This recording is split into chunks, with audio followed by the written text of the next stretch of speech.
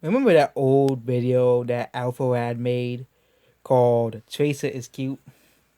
Well, it's funny how in that video he completely ignored d.va in that entire video. I know it was only I know he only played the game for an hour, but he literally in the video crossed over like d.va. Like d.va was like it was like his yeah like it was at the point where he said he needed like a bigger gun in that video. He said, "I need a bigger gun, so pick Roadhog," even though you could easily put and yeah, Orisa didn't exist at the time because it was when the game came out.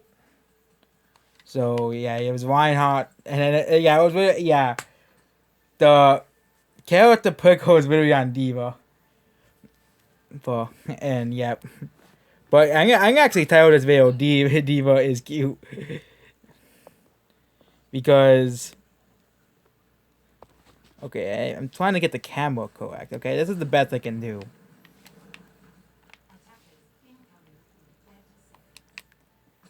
Best I can do. I think I probably have more hours in this game than Alpha. I'm probably higher than him. I'm not good at competitive because you know the typical people who leave the game. It's not, and people are like, oh, so it's because it's not just in Overwatch. It's in every single game. You always have those matches where everybody leaves for no reason. It's even worse in Halo. Okay, in Halo, I was really put into a match. As far as someone made a video called "Halo players are better than Overwatch players." Well, at least you get punished for leaving the game. Okay, you get punished, but these people, it was literally a 4v4 match. It was snipers. It was on the newer one, Master Chief Collection, the newer versions of Halo, which is called the Master Chief Collection, and literally the entire my entire team left the match. Okay, it was really me versus four. Okay, how am I gonna win against four people if it's just me? It makes no sense. So, no, Halo players are actually worse because they don't get punished for leaving a game. You know, no. And we all know any game is better than Fortnite. Any game is better than freaking Fortnite. That freaking garbage, freaking trash game. People who play Fortnite are complete garbage.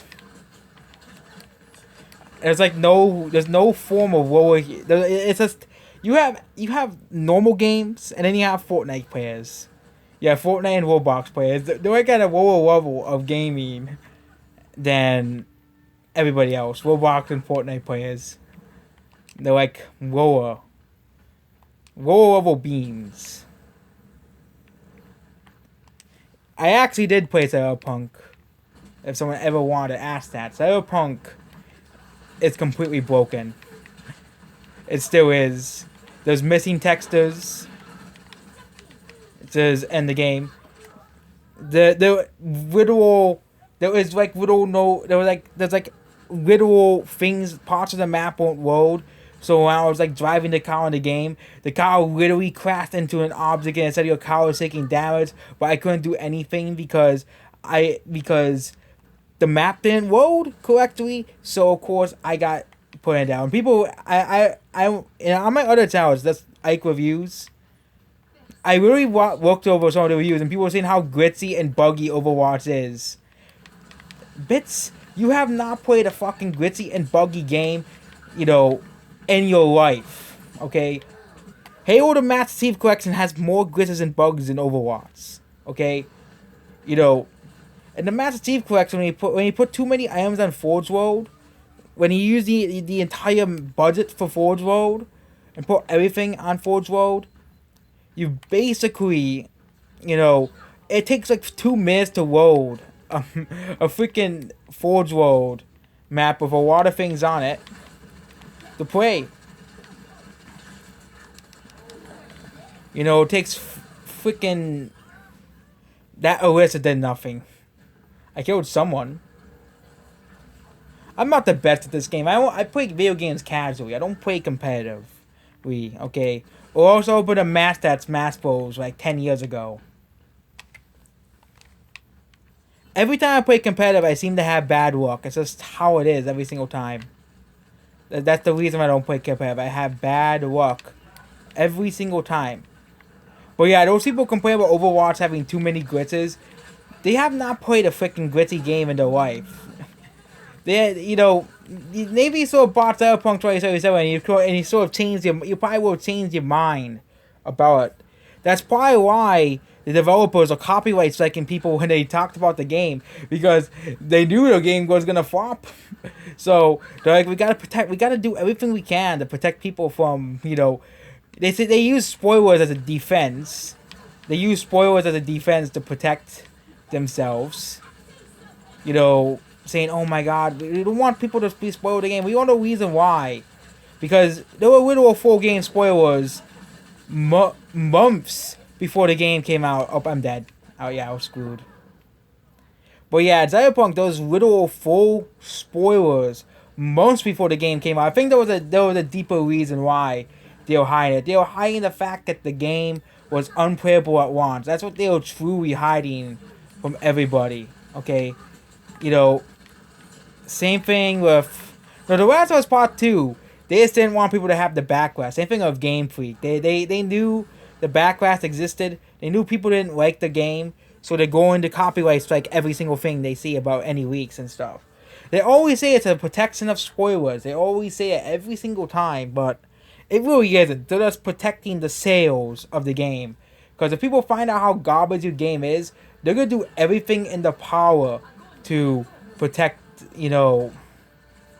the sales. And, the ones that are most guilty of it is Game Freak and Naughty Dog and CD Projekt Red.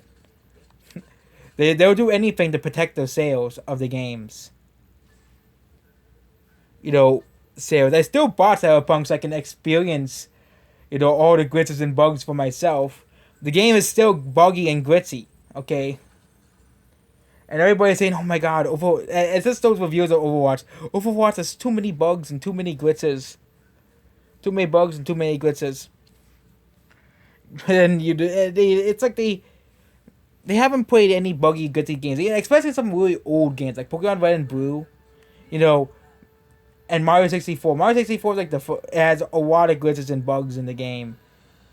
Like exploits and stuff. You have all these exploits in Mario 64. Same thing with Pokemon Red and Blue. But if you don't know they existed, you can just easily play through Red and Blue or Mario 64 completely normally without even acknowledging the glitches exist.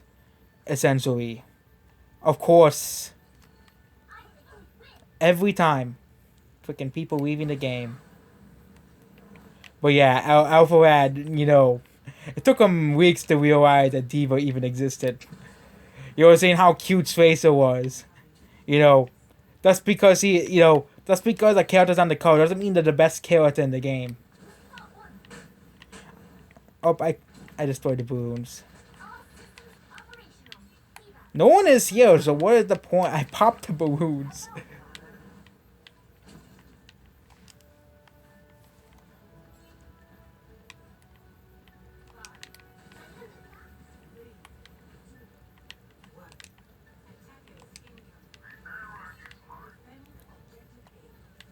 Oh yeah, people always say Overwatch is dead. People always say that. I'm playing at freaking 2 in the morning, okay? And people are still playing. If you want to see a dead game, play the game Crucible.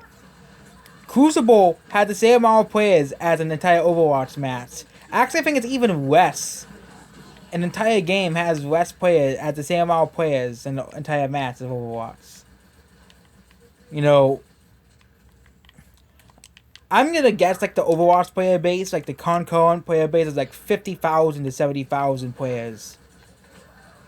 TF2, it's probably very similar to TF2's PC player base if you include all of the Xbox One, PS4, Switch player base.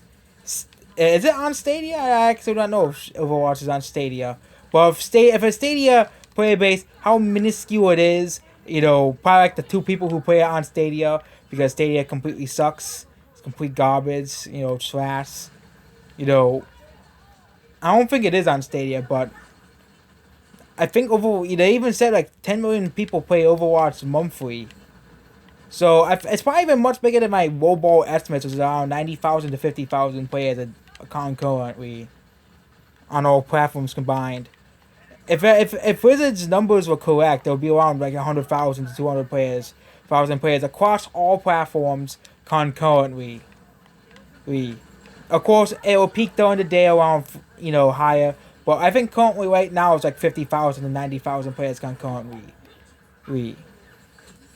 Right now, I think it probably is higher because in China, because it's daytime in China and Japan and Korea, which Overwatch is very huge in Japan, Korea, and especially China and Korea. So I bet it probably does peak around 300,000 to 400,000 players, like right now when all people in China and Korea are up, because this game is very big in Korea and Japan and China. That's probably where the 10 million player number comes from. Just because people say the game's dead here doesn't mean it's dead in China or in Korea. And in Korea, but player base is probably the same as the US player base.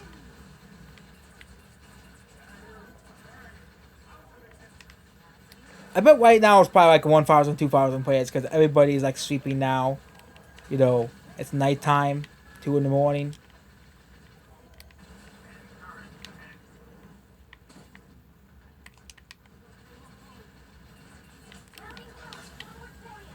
I just rather every single time a pro says D.va's completely unviable. I just laugh at them every single time. It's just like, she's too hard to play as and too difficult.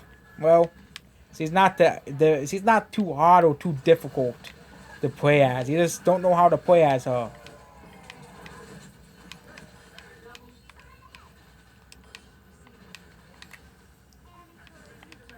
But I definitely agree on Bastion. Bastion's like the Widowmaker of Overwatch.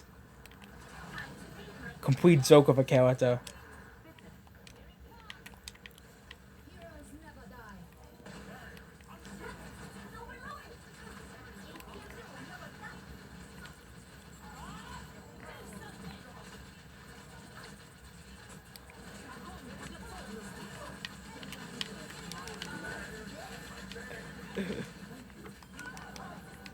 I still killed the Zarya. I did that so I didn't die by Zarya. Because Zarya was going to kill me.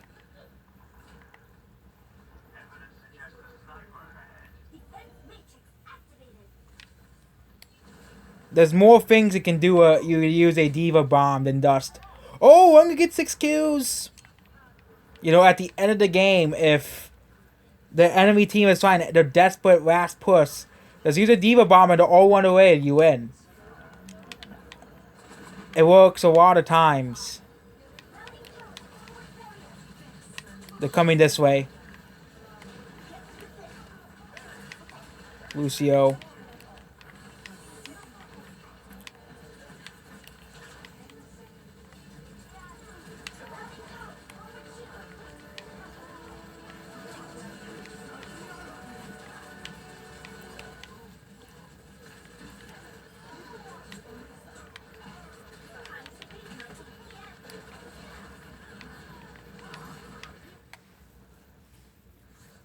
I think that's basically about this video. Goodbye.